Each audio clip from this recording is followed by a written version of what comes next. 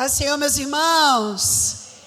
Louvado seja o nome do nosso Deus. Abre comigo a sua Bíblia, no Evangelho de Jesus, segundo o relato de Lucas, capítulo 22. Nós vamos conversar um pouco hoje sobre essa figura controvérsia. Um apóstolo que é símbolo de um homem inconstante. Pedro era como um pêndulo de um relógio que oscilava entre as alturas da fé, mas as profundezas da covardia. Explosivo, falava sem pensar. Mas eu quero te encorajar, junto comigo, olhar para a vida desse homem, entendendo que há muito dele em mim e em você. Você e eu temos muito mais de Pedro do que podemos imaginar. E hoje eu quero ver com você como é que Pedro, sendo pedra, tem alguns degraus claros que o conduziram à sua queda, mas ao mesmo tempo outros degraus, esses agora para cima, ascendentes, que o levaram à sua restauração. Então eu quero ler com você aqui, segundo o relato de Lucas, capítulo 22, nós vamos ler a partir do verso 31, e depois vamos pular alguns versos e vamos ler até o final do texto. Lucas 22, 31, diz assim a palavra de Deus: Simão, Simão, eis que Satanás vos reclamou para vos peneirar como trigo. Eu, porém, roguei por ti, para que a tua fé não desfaleça, pois tu, quando te converteres, fortalece os teus irmãos. Ele, porém, respondeu: Senhor, estou pronto a ir contigo, tanto para a prisão como para a morte. Mas Jesus lhe disse: Afirmo-te, Pedro, que hoje 3 vezes me negarás, 3 vezes negarás que me conheces, antes que o galo cante. Verso 45 agora. Levantando-se da oração, foi ter com os discípulos, e os achou dormindo de tristeza. E disse-lhes: Por que estáis dormindo? Levantai-vos e orai, para que não entreis em tentação. Falava ele ainda, quando chegou uma multidão, e um dos 12, o chamado Judas, que vinha à frente deles, aproximou-se de Jesus para o beijar. Jesus, porém, lhe disse: Judas, com um beijo traz o Filho do Homem. Os que estavam ao redor dele, vendo o que ia suceder, perguntaram: Senhor, feriremos a espada? Um deles, servo do sumo sacerdote, feriu o servo do sumo sacerdote e cortou-lhe a orelha direita. Nós temos informação no outro evangelho que esse que corta a orelha do sumo sacerdote é Pedro, que estava com a espada na mão. Verso 51, mas Jesus acudiu dizendo: Deixai, basta. E tocando-lhe a orelha, o curou. Então, dirigiu-se Jesus aos principais sacerdotes, capitães do templo e anciãos que vieram prendê-lo e disse: Saíste com espadas e porretes como para deter um salteador? Diariamente, estando eu convosco no templo, não pusestes as mãos sobre mim. Essa, porém, é a vossa hora e o poder das trevas. Então, prendendo-o, levaram-o e o introduziram na casa do sumo sacerdote. Pedro o seguia de longe. E quando acenderam fogo no meio do pátio, juntos se assentaram, Pedro tomou lugar entre eles. Entre mentes, uma criada, vendo-o assentado perto do fogo, fitando-o, disse: Este também estava com ele.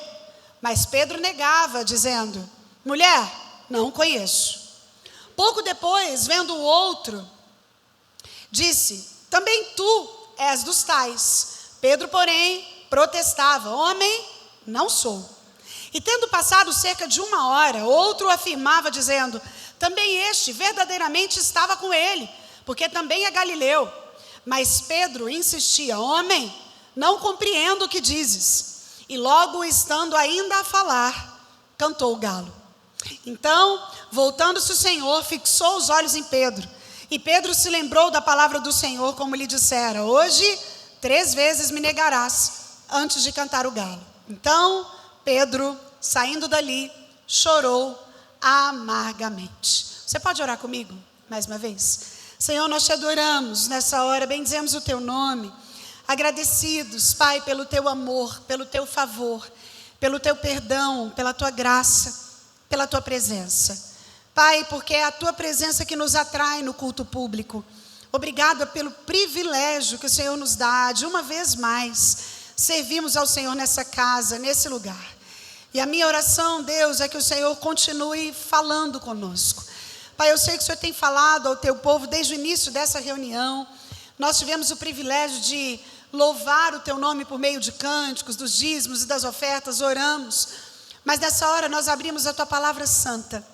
E o meu clamor é que o teu Espírito, que também é santo, continue falando com a igreja. Fala conosco, Senhor. Nós queremos e nós precisamos ouvir a tua voz. Quanto a mim, Senhor, mais uma vez, eu confesso a minha completa dependência do Senhor para ministrar a tua palavra. Pai, que somente a tua voz seja ouvida no nosso meio. Fala com a tua igreja, Pai. É a nossa oração no nome santo de Jesus o Cristo. Amém. Antes de Pedro, então, se tornar um apóstolo cheio do Espírito Santo, um pregador voraz, cuja pregação em Pentecoste converteu mais de 3.000 almas no último dia, a gente tem aqui, mais precisamente nesse trecho que a gente leu das Escrituras, a narrativa da fraqueza de Pedro. E a fraqueza dele chegou a um ponto extremo, que foi o ponto de negar Jesus. A queda dele foi vergonhosa, as lágrimas dele foram amargas, mas a restauração dele também foi completa. Eu amo olhar para a pedagogia bíblica e entender que Deus nunca deixa uma história contada pela metade, de modo que a gente fica tentando entender o que aconteceu. Porque a queda de Pedro passou por vários estágios, e é o que eu quero te convidar a olhar comigo agora. Mas o que mais é notório em Pedro, e o que me fez colocar o nome dessa pregação do Eu Sou Pedro, é justamente porque o que nós notamos nele são as incoerências típicas da minha e da sua história. São os extremos típicos do meu e do seu existir. São as inconstâncias típicas dos meus e dos seus relatos, das minhas e das suas promessas. Nós somos incoerentes na base, nós somos incoerentes na estrutura, nós somos incoerentes em não conseguir completar o que começamos, e não conseguir cumprir metas simples, e não conseguir gerar disciplina naquilo que sabemos que precisamos. Nós somos incoerentes em saber que coisas nos fazem mal e ainda assim repeti-las, não é assim? Você vive uma geração, talvez você não saiba, mas os estudiosos pós-modernos, os estudiosos dessa geração dizem que a geração de crianças hoje, ei, você que é mãe de criança, no que depende de longevidade criada por hábitos, as crianças de hoje podem viver com qualidade até 120 anos. É isso que os médicos novos estão dizendo. Nós somos a geração da informação. E se você investe naquilo que você sabe que faz bem e retira da sua vida aquilo que você sabe que faz mal, longevidade, ou seja, qualidade de vida nos dias que te foram dados pelo Senhor, você pode ter. Mas ainda assim, nós somos incoerentes. Todos os dias a gente escuta um médico, alguém dizer açúcar mata. O que é que a gente faz? Come doce, né? Todo dia a gente escuta dizer, olha, você não precisa comer mais do que é necessário, espera ter fome, seu corpo pede comida. A gente não faz isso. Você escuta o médico falar, você precisa se movimentar, atividade física é importante, você não se movimenta. Todos os dias a gente entende que precisa de um sono reparador, mas dá desculpa para ficar acordado até tarde. Nós somos incoerentes. Nós não conseguimos obedecer coisas simples. A gente falha naquilo que a gente sabe que deve fazer e não faz. Coisas basais. Há em nós muito de Pedro. Mas o texto que a gente leu traz o auge da queda de Pedro. Um Pedro que chegou ao ponto de desistir de tudo. Ele desiste de ser discípulo. A única coisa que ele sabia fazer era chorar amargamente, alargar o leito das suas grossas lágrimas. E mesmo ele tendo desistido dele mesmo, Jesus não desiste de Pedro. Jesus não abre mão de Pedro. E aí eu quero ver com você, como é que você e eu, tendo tanto de Pedro, podemos vigiar em coisas básicas, para que a nossa queda não seja como a dele. Porque, querido, Pedro estava ali com Jesus personificado, humanado na sua frente, e foi puxado para ser restaurado. Agora eu quero te encorajar a, junto comigo, aprender com a vida de Pedro, para não levar as nossas incoerências ao prumo da queda, para não levar as nossas incoerências a nos colocar em buracos dos quais a gente não consegue sair tão facilmente. Então, avaliando a queda ou os degraus pelos quais Pedro foi descendo até chegar no ponto de negar Jesus 3 vezes, a gente vai olhar logo no verso 33, olha aí, mantenha a sua Bíblia aberta para que você vá conferindo comigo aquilo que a Escritura está nos contando. Olha o verso 33. Ele, porém, ele é Pedro, respondeu: Senhor, estou pronto para ir contigo, tanto para a prisão quanto para a morte. Sabe qual é o primeiro degrau da queda de Pedro? Autoconfiança.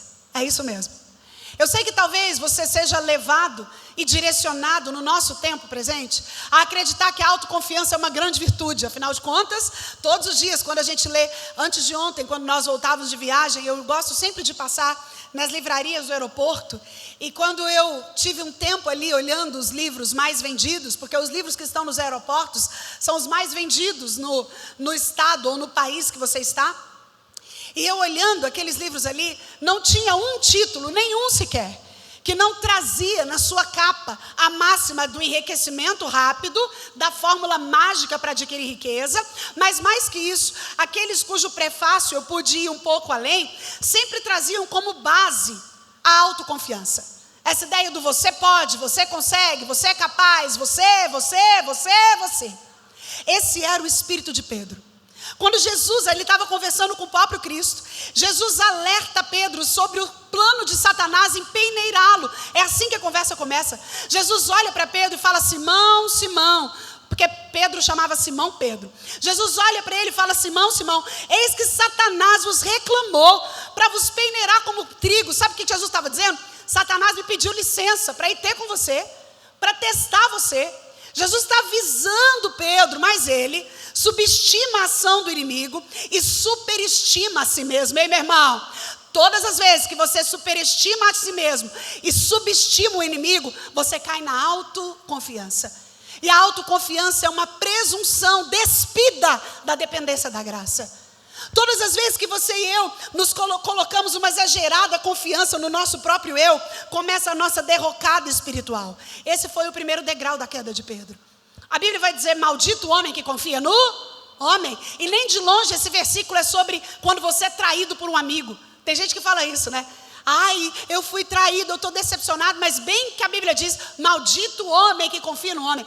Esse é o tipo de gente que só lê a primeira parte do versículo e nunca contextualiza o texto, porque depois disso tem uma vírgula dizendo que faz do seu braço a sua força. Sabe o que a Bíblia está dizendo? Maldito o homem que confia nele mesmo, que acha que pode resolver suas próprias coisas, que acha que pode estar aí ligando ou fazendo tudo aquilo que determina. Esse era o espírito de Pedro.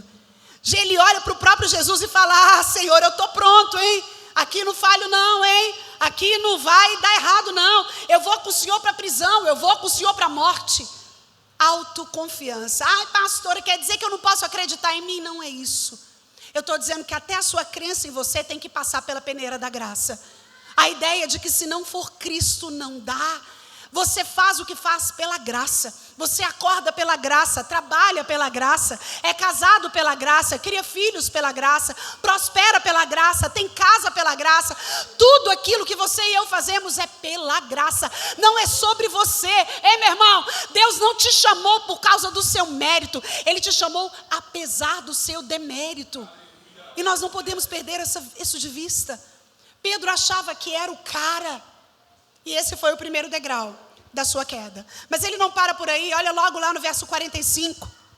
Eu não li o texto todo, mas Jesus estava no Getsemane. Meu irmão, era a noite mais angustiante de Cristo. Dali era para a cruz. Se você ler o texto todo, quero te encorajar a fazer isso. No verso 39, ele sai para o Monte das Oliveiras e ele está com os 11. E ele clama aos discípulos que orassem com ele. Ele pede: vocês podem orar por mim, vocês podem ficar aqui orando. E olha logo o verso 45. Levantando-se da oração, foi ter com os discípulos. Esse é Jesus. E os achou dormindo de tristeza. E disse-lhes: por que estáis dormindo? Levantai e orai, para que não entreis em tentação. Depois da autoconfiança, o segundo degrau que leva Pedro à queda é a indolência. Pastora, sabe o que é indolência? É uma falta de disposição física ou moral. É uma preguiça, é um ócio, é uma indisponibilidade para fazer o que tem que ser feito. O mesmo Pedro que falou: eu estou pronto para ir com o Senhor para a prisão, para a morte. O mesmo Pedro que garante uma fidelidade restrita a Cristo, uma disposição para ir para Ele em qualquer lugar, agora está agarrado no sono, no jardim do Getsemane, no acesso à batalha. Falta a ele percepção da gravidade do momento. Falta para ele entendimento e clareza do momento. Falta vigilância espiritual. Ele foi entregue ao sono em vez de estar guerreando com Cristo contra as hostes do mal. Meu irmão, a fraqueza espiritual de Pedro fez ele dormir. E o dormir fez com que ele fracassasse no teste da vigilância espiritual. Sabe, depois da autoconfiança nós caímos quando fracassamos no teste da vigilância espiritual. Querido, você tem uma vida de vigilância espiritual. A vigilância espiritual é o tipo da coisa que não tira férias. Nós tiramos férias, igual o Senhor nos permitiu, dias prazerosos em família, de férias. E a gente estava ali de férias do trabalho. Mas não é de férias da espiritualidade. Não pode ser de férias da vigilância. Não pode ser recuado daquilo que é importante. Pessoas indolentes, pessoas que geram uma falta de disposição moral ou física, que entram na preguiça e no ócio, têm um degrau de queda. Pedro foi um desses. Autoconfiança, indolência, mas ele continua descendo degraus. E o terceiro degrau que ele desce está logo no verso 50, olha aí para o seu texto. Um deles feriu o servo do sumo sacerdote e cortou-lhe a orelha direita. Esse Marcos nos informa que foi Pedro. Sabe qual a terceira característica, ou o terceiro passo da queda de Pedro? A precipitação. Pedro era um homem precipitado. Os estudiosos do comportamento afirmam que se a gente fosse avaliar Pedro nos temperamentos, a gente diria que ele era um colérico com sanguíneo, uma bomba, um grande líder, porém precipitado, alguém que não pensa antes de falar, alguém que faz, depois vai ver se dera para ter feito. Pedro era precipitado. E olha, o contexto aqui era que os soldados romanos, que agora já estavam liderados por Judas, tá? Judas aqui já tinha dado beijo a Jesus e eles estavam com os principais sacerdotes que prenderam Jesus. Pedro, então, saca sua espada e corta a orelha do soldado chamado Malco. Dizem os entendidos de guerra que provavelmente Pedro não queria cortar a orelha de Malco, porque alguém entendido de guerra jamais saca uma arma se não for para matar. Por quê? Por uma razão óbvia. Se eu saco uma arma e eu não atiro em você, a outra pessoa, se tiver armada, atira antes de mim e me mata. Então o cenário aqui era que Pedro queria matar Malco. Ele erra o alvo e corta só a orelha. O que a gente entende porque Jesus pega a orelha e coloca no lugar de novo da pessoa. Pedro age precipitado, veja. O mesmo Pedro que era autoconfiante, o mesmo Pedro indolente que dorme ao invés de orar, dá mais um passo em direção à queda. Ele desliza mais um degrau rumo ao chão, porque a minha e a sua luta não é contra carne ou sangue, querido. A minha e a sua luta não é contra pessoas. A minha e a sua luta não é contra gente. A sua luta não é contra o seu patrão.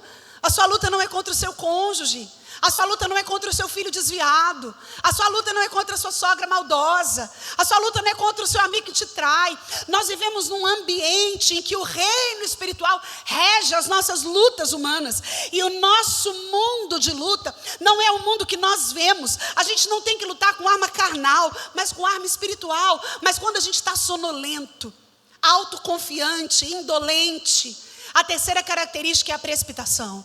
A gente não pensa. A gente não pondera, a gente não avalia o cenário, a gente não investiga o correto. Pedro se precipita.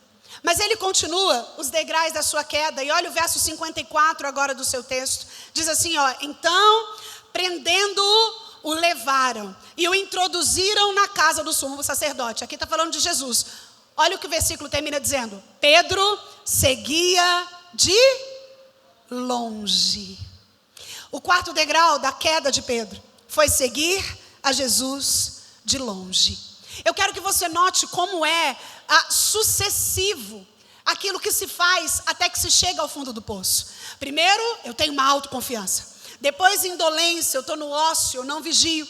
Em seguida, eu me precipito. E depois disso, eu fico seguindo Jesus de longe. Pedro que estava tão perto. O mesmo Pedro que tinha falado, Senhor, lava o meu corpo inteiro, porque eu não quero que o Senhor lave os meus pés. O mesmo Pedro que caminhou sobre as águas. O mesmo Pedro que viu sua sogra curada. O mesmo Pedro que já tinha visto tantos milagres, que viu Jesus ressuscitar Lázaro. Esse Pedro agora, depois da autoconfiança, da indolência, da precipitação, seguia a Jesus de longe.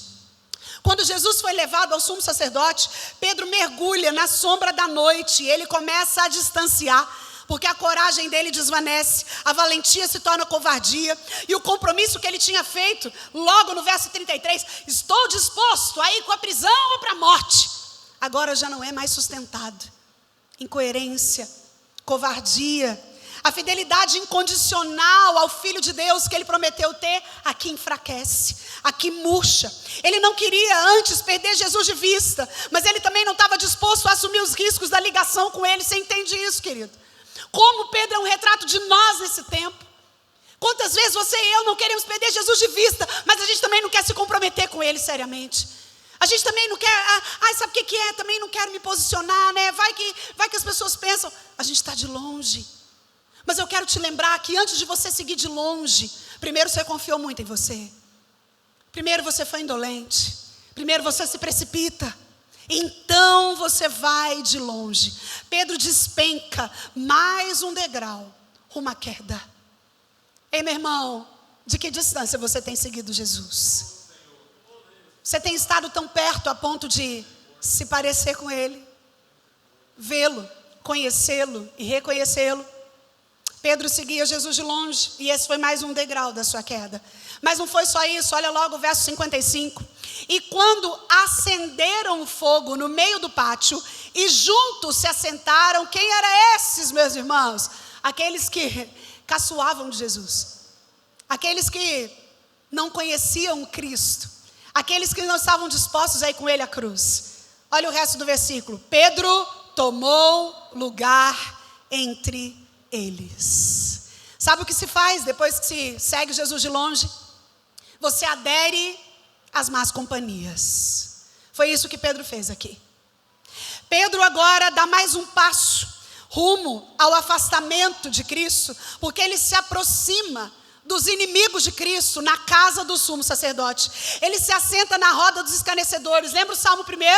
Bem-aventurado, ou seja, feliz, muito feliz, o homem que não anda segundo o conselho dos ímpios, não se detém no caminho dos pecadores e nem se assenta na roda dos escarnecedores. O Salmo 1 também faz uma crescente. Antes de se assentar, você se deteve, e antes de se deter, você andou. Pedro aqui já estava assentado, ou seja, ele já flertava com esse povo, a ponto de se assentar.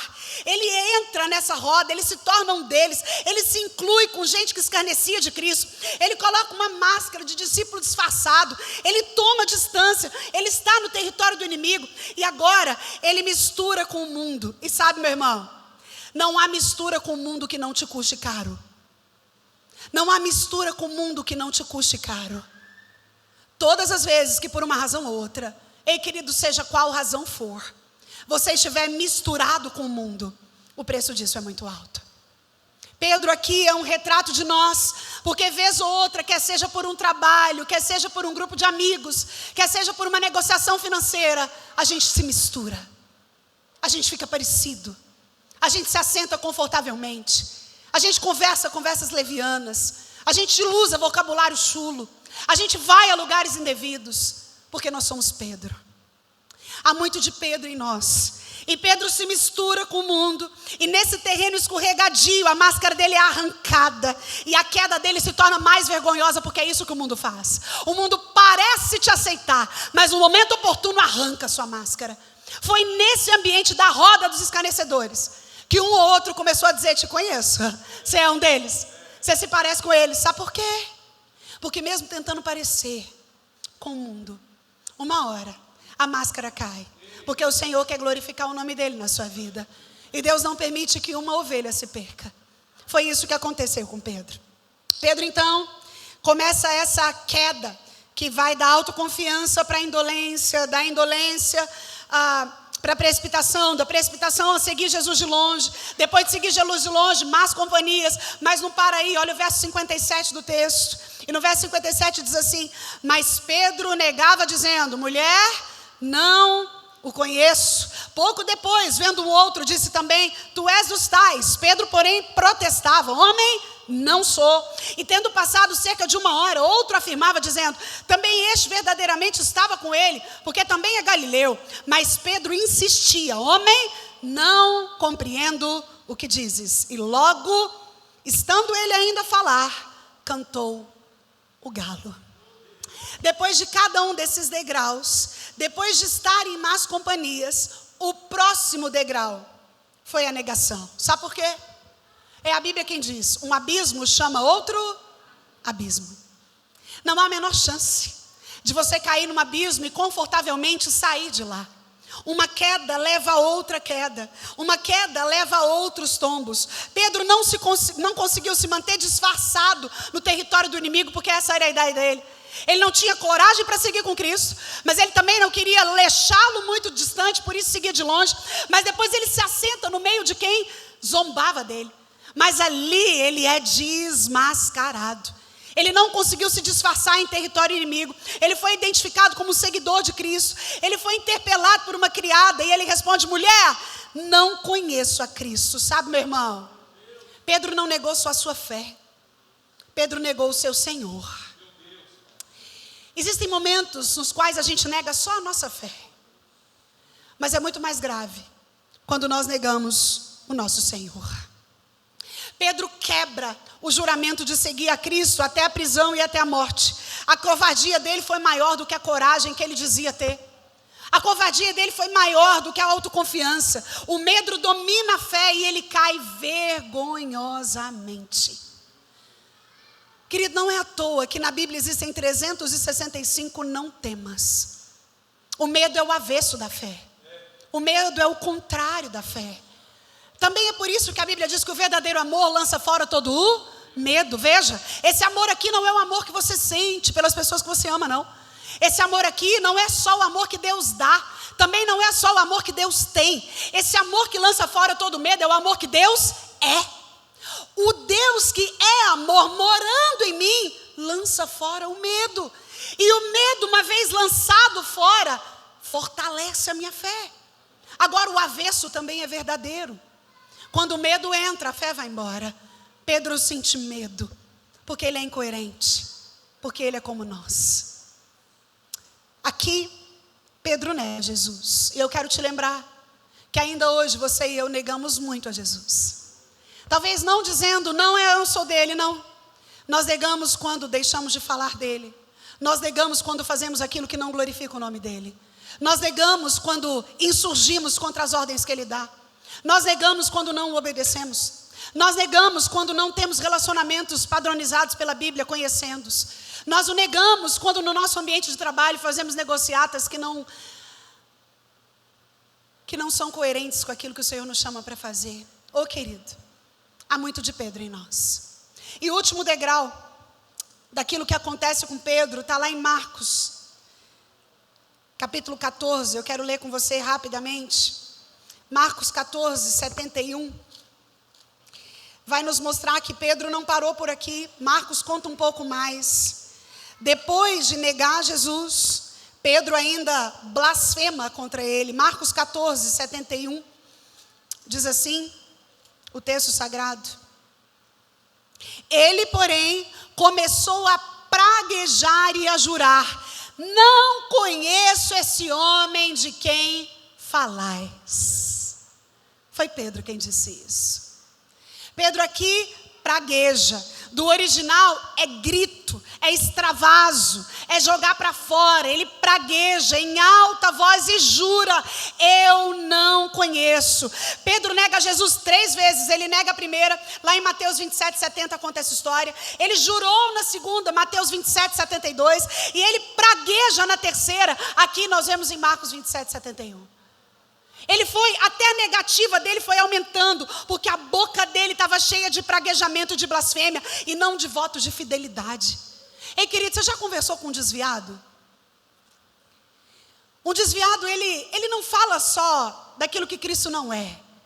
Ele critica a igreja, ele fala do pastor, ele fala que todo mundo decepciona dele, ele não gosta de mais ninguém, ele questiona a igreja, ele acha que não precisa de Deus, que Deus não ama, ele perde a noção de Deus. Foi nesse lugar que Pedro chega. A boca dele não tem fidelidade, ele cai da altura da autoconfiança para o pântano de uma derrota muito humilhante.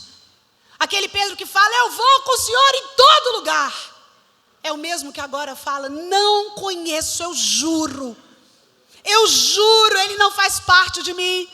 A queda dele não acontece no único lance, e é esse o desejo do meu coração que você entenda. Ninguém cai de uma vez. A queda tem degraus, e esses degraus precisam ser claros para mim e para você, para que a gente os identifique. Porque dificilmente alguém vence um inimigo que não conhece. Se você não identifica o seu inimigo, você cai nele. Pedro não cai de uma vez, não é uma queda brusca, é uma queda paulatina. Eu me lembro quando eu era jovem, bem jovem, eu tinha uns 17 anos. Uma criança. E nós servíamos numa igreja, a igreja que eu nasci. E nós tínhamos um pastor, ele agora já até está no Senhor. E ele era um presente para a nossa igreja. Ele era um pastor que não era só bom administrativamente, ele tinha feito a igreja crescer, ele era excelente no púlpito, ele tinha vindo de uma igreja em Anápolis e a igreja estava feliz de recebê-lo. E esse homem, aos 60 anos, um homem que tinha parcerias na Bíblia Shed, um teólogo exímio. Um dia, nós estávamos na fazenda, eu me lembro como se fosse hoje, meu pai era presbítero daquela igreja, ele recebe uma ligação, e o conselho da igreja ia precisar se reunir de forma urgente, porque o assunto era um adultério. E eu me lembro da cena, o meu pai passava assim na cerca da casa da fazenda, e ele perguntava, mas quem foi? Mas quem foi? Quem foi? Acreditando ser um daqueles que eram do conselho. E eu estou contando aqui para vocês porque é um caso público. E aquele nosso pastor querido, um homem de mais de 60 anos, tinha caído num terrível adultério com a mulher da igreja. Mas eu estou contando tudo isso para dizer que ele era como um avô para mim. Ele era um homem que eu amava demais. Muito do motivo de eu ter feito psicologia era pelas direções dele. A filha dele era uma das minhas melhores amigas e eu andava pela casa dele. E eu fiquei muito triste.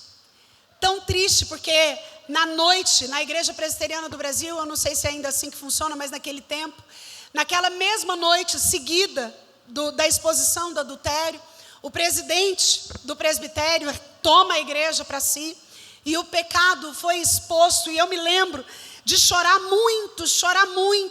E um presbítero querido chegou até mim e falou, Sara, o pecado dói mesmo. Porém, aquele pastor tinha um zelo comigo. E alguns dias depois, ele foi conversar comigo na minha casa. E eu me lembro das palavras dele como se fossem hoje. Ele falou comigo, Sara, eu quero que você entenda uma coisa sobre a sutileza do pecado. Eu não caí de uma vez. A minha queda foi paulatina, mas eu não reparei. Eu não evitei o segundo olhar. Eu não evitei a segunda ida.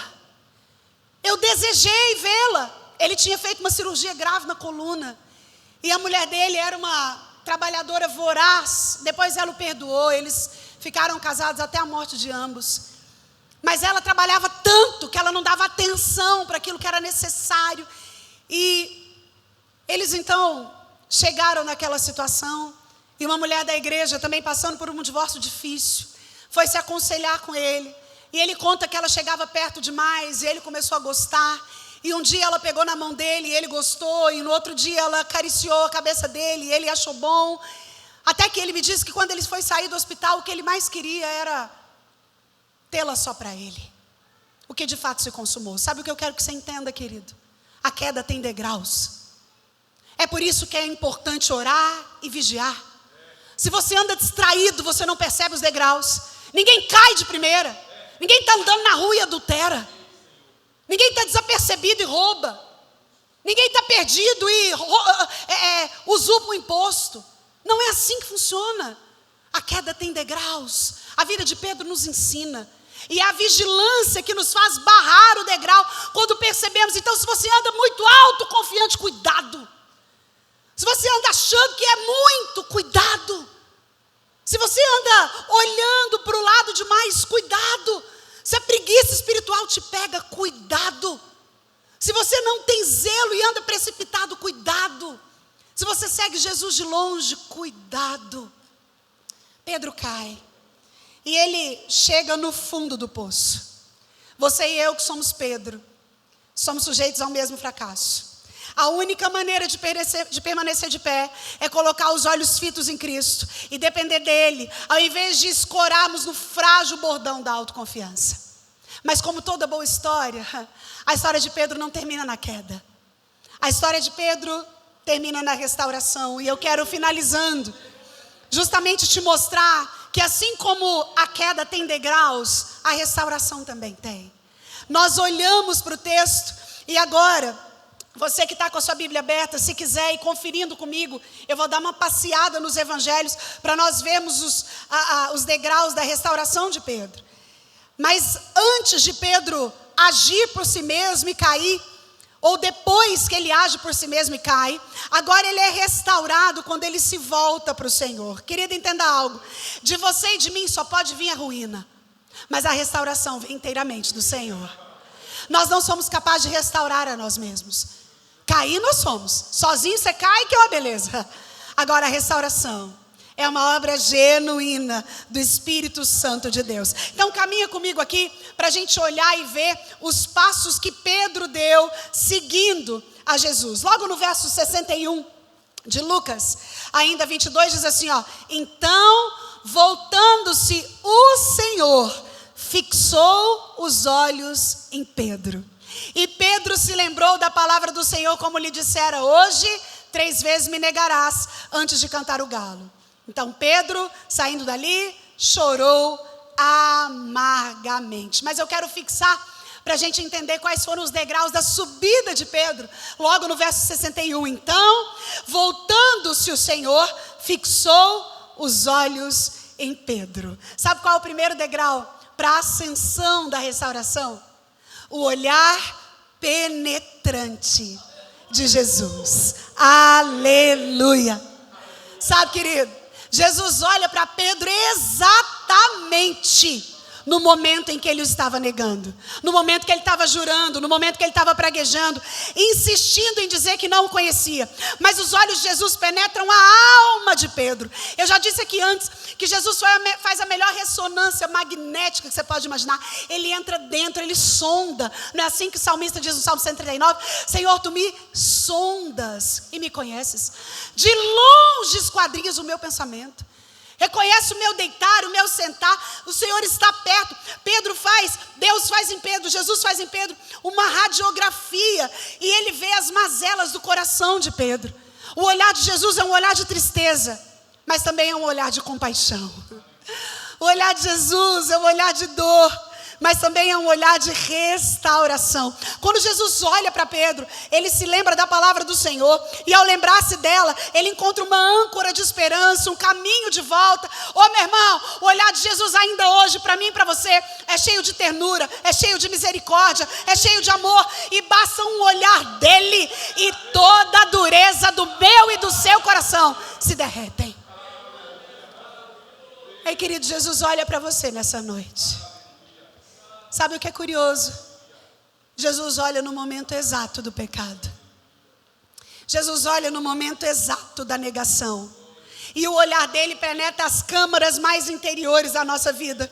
O olhar dele também produz arrependimento naquele que é do Senhor. E o amor dele nos traz de volta para o verdadeiro sentido da vida.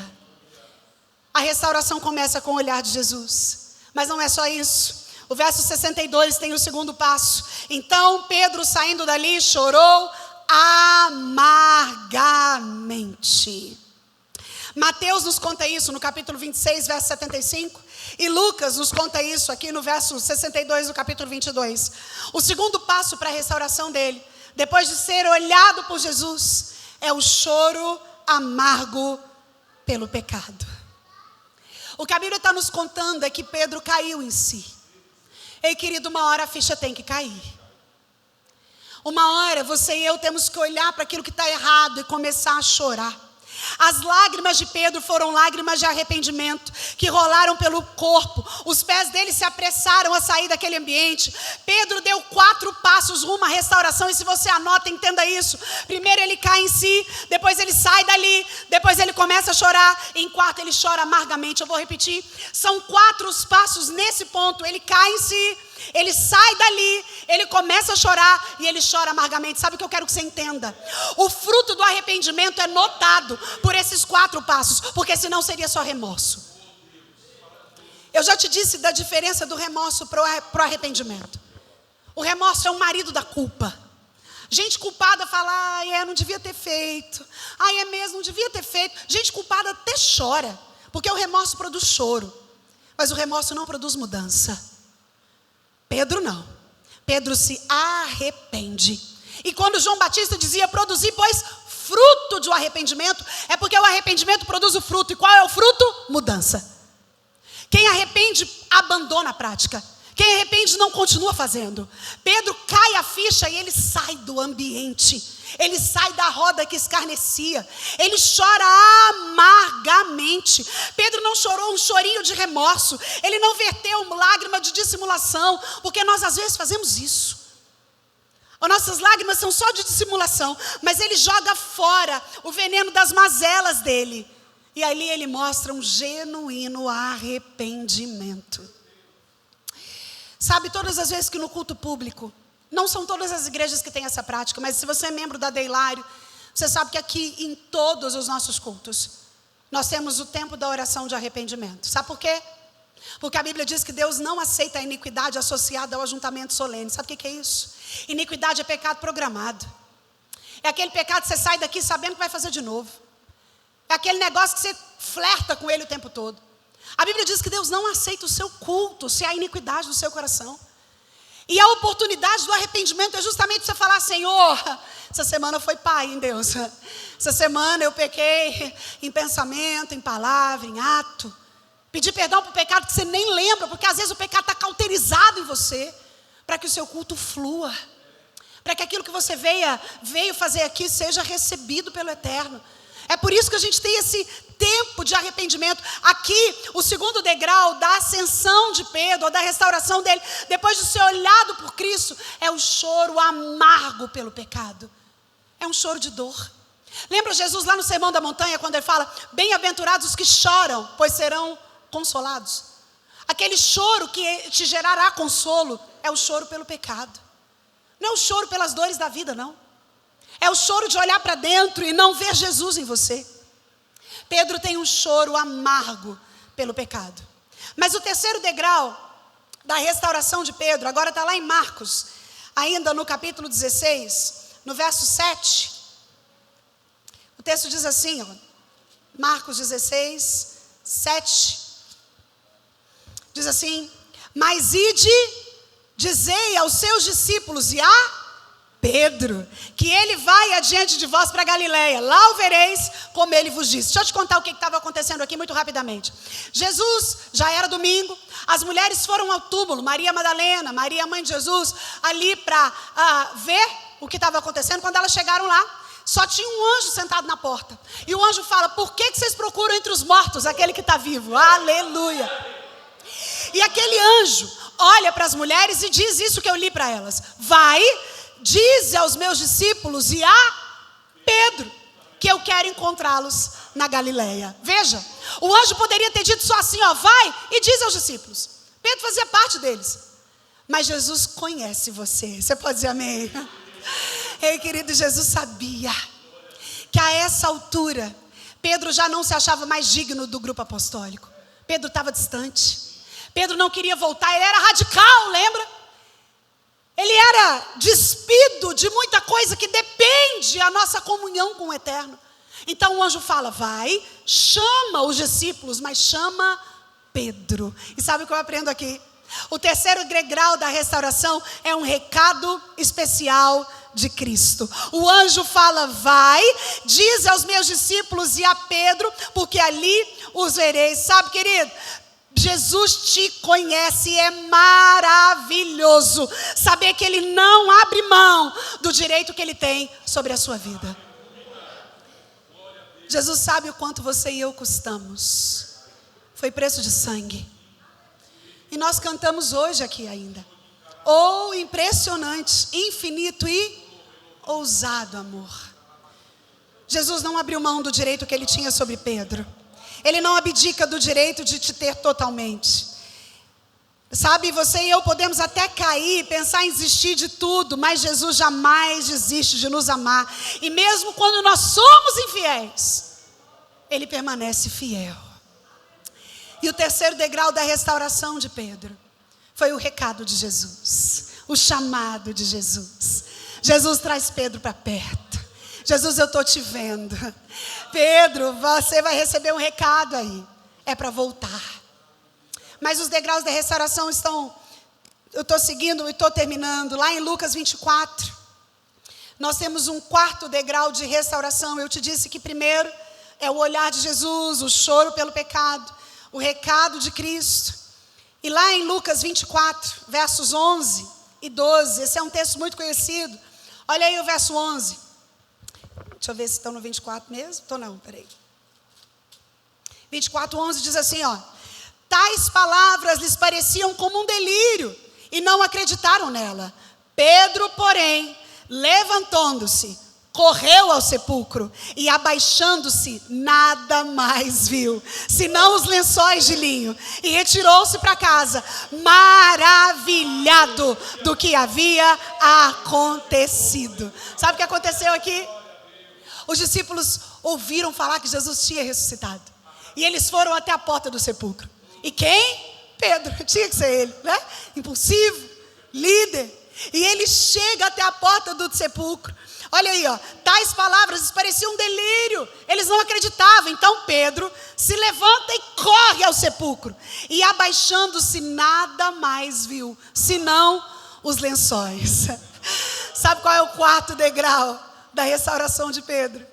O impacto do túmulo vazio. Aleluia. Ei, querido, Jesus ressuscitou. Essa é a maior notícia que a igreja tem.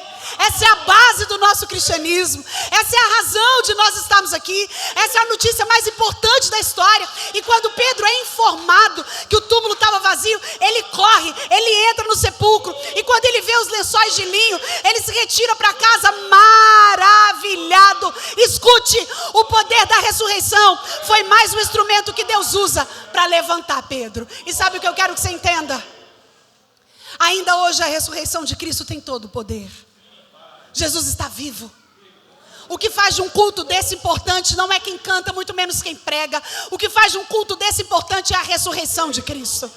Ei, querido, o que te sustenta é a ressurreição de Cristo. O que restaura seu casamento é a ressurreição de Cristo. O que abre a porta de trabalho para você é a ressurreição de Cristo. O que traz seu filho de volta é a ressurreição de Cristo. O que restaura a sua alma é a ressurreição de Cristo. A ressurreição de Cristo atrai Pedro ao impacto no túmulo vazio, ao impacto no cumprimento da promessa. Pedro se torna um pregador ousado depois da sua restauração. E ainda hoje, 2024 anos depois, nós estamos aqui falando desse Cristo ressurreto, porque homens como Pedro foram impactados em definitivo pelo túmulo vazio. Oh, querido, a ressurreição tem que te impactar. O túmulo vazio é o berço da igreja. A igreja começa no túmulo vazio. É a partir da ressurreição que a igreja surge. Se Jesus não tivesse ressuscitado, nós seríamos como todas as outras religiões e dogmas. Se Jesus não tivesse ressuscitado, nós viveríamos de filosofias e ideais. Mas com Jesus ressurreto, oh, querido, quando Jesus inaugura a ressurreição, Ele direciona a minha e a sua história. Ele traz esperança para o meu e para o seu destino. Ele ressignifica a minha e a sua vida. E esse foi o quarto e penúltimo degrau da restauração de Pedro. Ele é impactado. A palavra diz que ele ficou maravilhado com o que ele viu. E o último degrau da restauração, e aqui eu termino, está no Evangelho de João. E esse é o mais precioso de todos. João, capítulo 21. Sara, por que não é todo mundo que conta tudo? Porque cada um dos evangelhos, Mateus, Marcos, Lucas e João, conta a história de um jeito. E alguns contam o que viram, outros viram diferente, narram.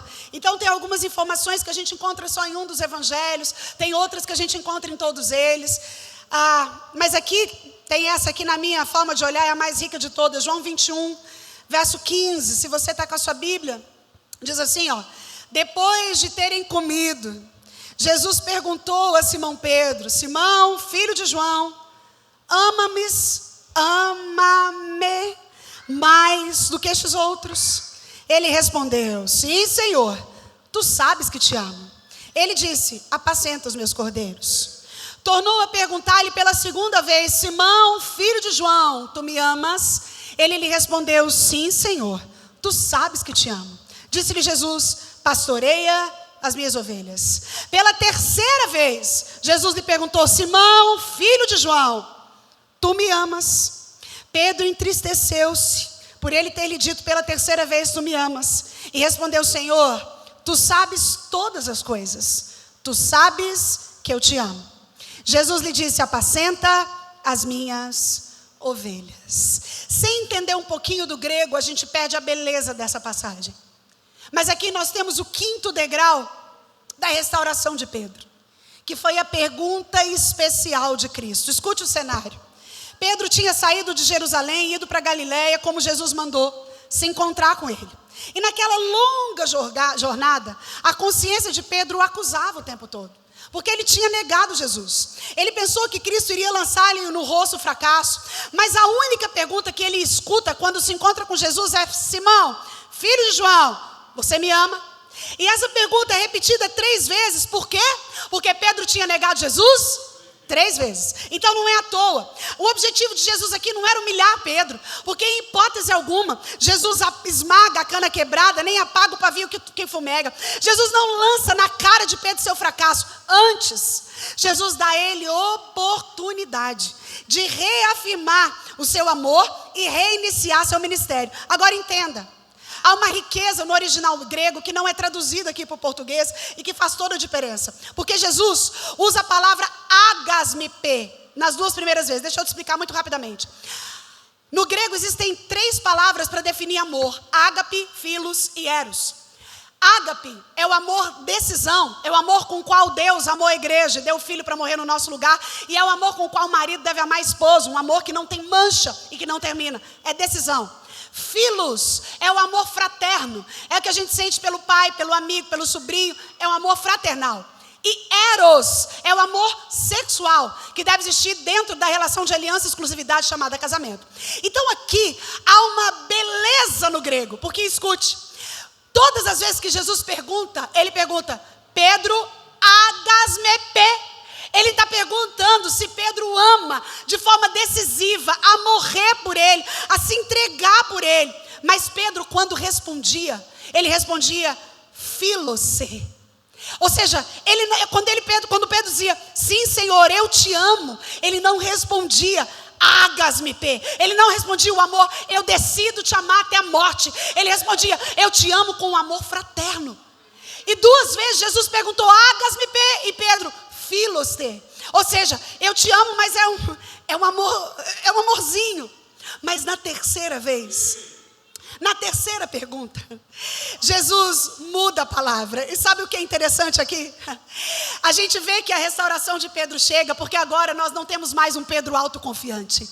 Se fosse o Pedro de antes, ele tinha dito: agasmipe, eu te amo decididamente. Mas agora ele sabia quão falho ele era.